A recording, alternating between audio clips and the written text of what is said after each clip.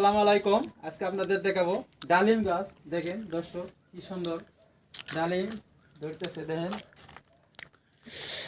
কি সুন্দর ডালিম ধরতেছে, গাছে ধরে রয়েছে ডালিম।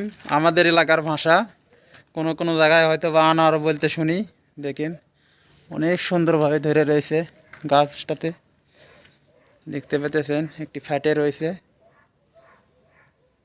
এই যে দেখতে পাচ্ছেন আর একটি। খাওয়ার লোক নাই।